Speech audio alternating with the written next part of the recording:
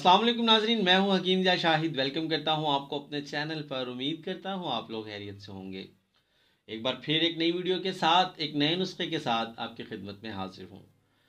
अभी चंद दिन पहले एक वीडियो मैंने अपलोड की थी मैदा की कमज़ोरी के हवाले से। तो एक दोस्त का मैसेज आया, मुझे कॉल भी आई कि आप मुझे कोई एक नुस्खा बता दें।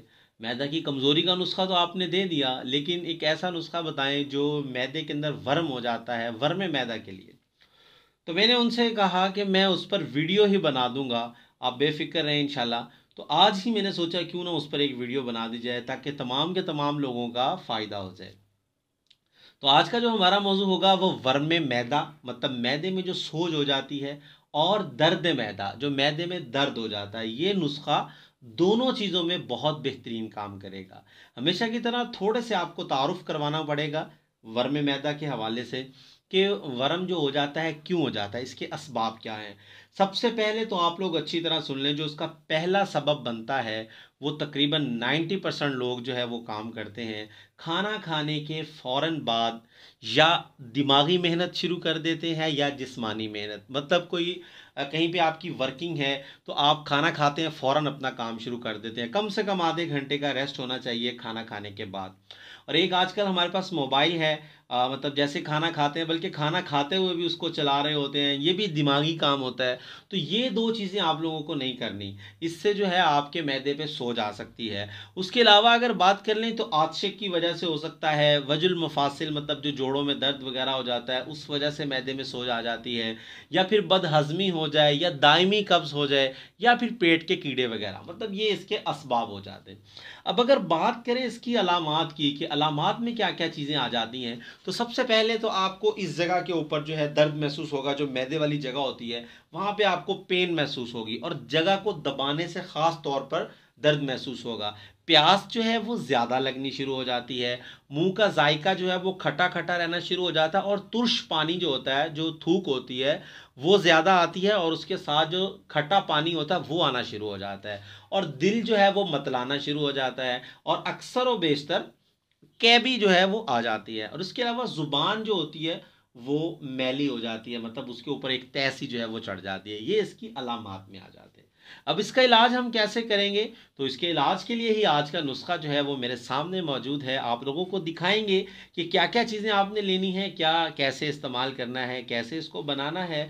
इससे पहले कि आपको नुस्खा की तरफ लिए चलें, अगर अभी तक आप लोगों ने चैनल को सब्सक्राइब नहीं किया तो सब्सक्राइब कीजिए, बेल आइकन को प्रेस कीजिए ताकि मेरी हर नए आने वाली वीडियो आपको मिलती रहे। तो चलिए चलते हैं आज के अपने नुस्खा की तरफ। जी तो दोस्तों, आ चुके हैं हम अपने आज के नुस्खा की तरफ। तो हमें जिन चीज़ों की ज़रूरत होगी वो 5 अदद हैं। नंबर 1 पे हमें चाहिए होगी ज़ंजबील, खुश्क अदरक, सूंठ भी कहते हैं। नंबर 2 पे हमें चाहिए होगा संगदाना मुर्ग। नंबर 3 पे हमें चाहिए होगा मीठा सोडा। नंबर 4 पे हमें चाहिए होगी काली मिर्च, फिलफिल स्याह। और नंबर 5 पे हमें चाहिए होगा आम खाने वाला नमक, जो हम घर में इस्तेमाल करते हैं।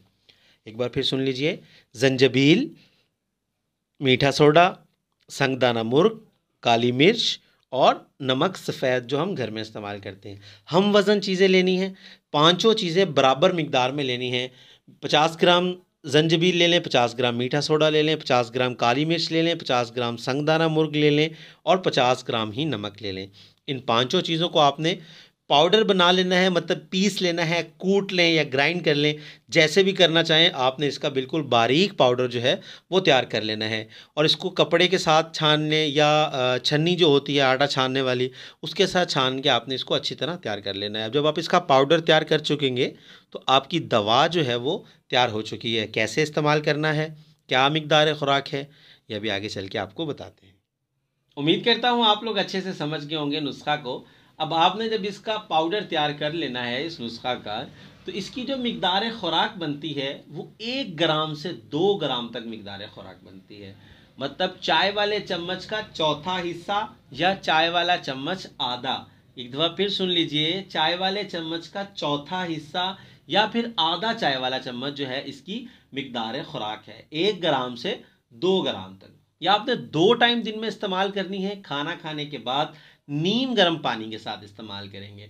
अगर ये आप बना के घर में रख लेते हैं, अगर आपको मतलब मैदे में सोज है तब तो आप इसको रूटीन के साथ इस्तेमाल करेंगे, मतलब 15 से 20 दिन कम से कम इस नुस्खा को इस्तेमाल करेंगे तो इंशाल्लाह जो मैदे की सोज है वो बिल्कुल जाती रहेगी और जो मुंह से पानी वगैरह का आना, ये सारी चीज़ें आपकी बेहतर हो जाएंगी।